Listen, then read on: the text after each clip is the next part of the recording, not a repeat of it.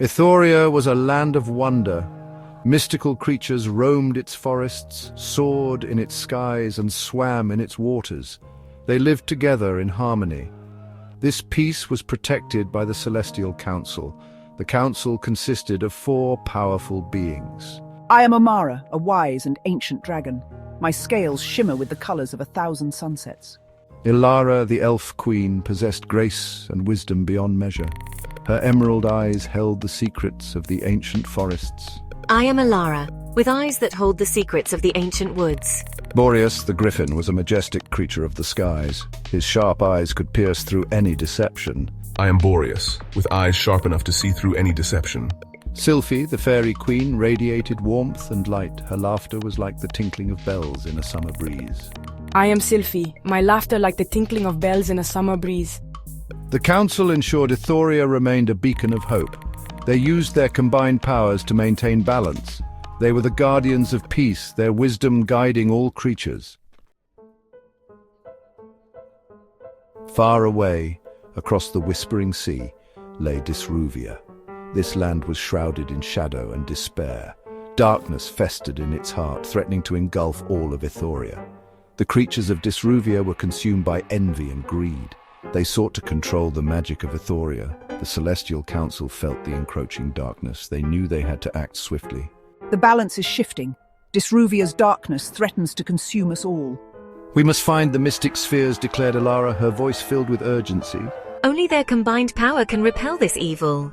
The mystic spheres were ancient artifacts of immense power. Legend told of their ability to banish even the darkest magic. Each sphere was hidden in a different realm, protected by ancient magic. The council decided to split up, each member embarking on a perilous journey. They knew that failure was not an option. Omara would journey to the enchanted lake of Lucentia. Ilara would seek the sphere hidden within the flickering woods. Boreas would brave the perilous heights of Tempest Peak. Sylphie would venture into the crystal caves of Icemoor. Their hearts were heavy with the weight of their responsibility, but they were determined to succeed. The fate of Ithoria rested on their shoulders. They set off on their individual quests, carrying the hope of their people with them. The flickering woods were a place of mystery and illusion. Trees shifted and swayed, their branches whispering secrets to the wind. Ilara stepped carefully, her senses alert. She knew the sphere was protected by a powerful enchantment. She came across a clearing, bathed in an ethereal light. In the center stood an ancient willow, its branches heavy with shimmering leaves. Ilara realized this was no ordinary tree. It was the heart of the woods, its life force intertwined with the sphere. This is no ordinary tree. It is the heart of the woods, its life force intertwined with the sphere. She took a deep breath and began to play a haunting melody on her harp. The music flowed through the clearing, weaving its magic through the trees. The willow swayed gently, its leaves rustling in response. As her song reached its crescendo, a single leaf detached itself from the tree. It floated down towards Ilara, carrying with it a faint, warm glow. The sphere was hers.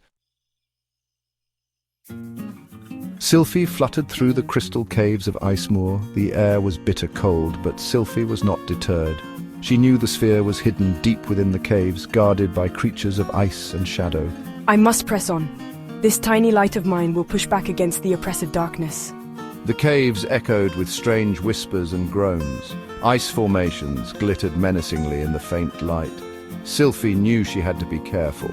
One wrong step could spell disaster. I have to be cautious. One misstep and it could all be over. She came to a vast cavern, its ceiling covered in razor-sharp icicles. In the center, a single ray of light illuminated a pedestal. On it rested the sphere, pulsating with a soft white light. There it is, the sphere. As Sylphie approached, monstrous creatures made of ice and shadow emerged from the darkness. Their eyes glowed with a malevolent light, but Sylphie stood her ground.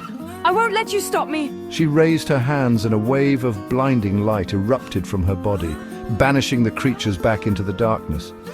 She took the sphere, its light a beacon of hope in the icy darkness. The light of hope will always prevail.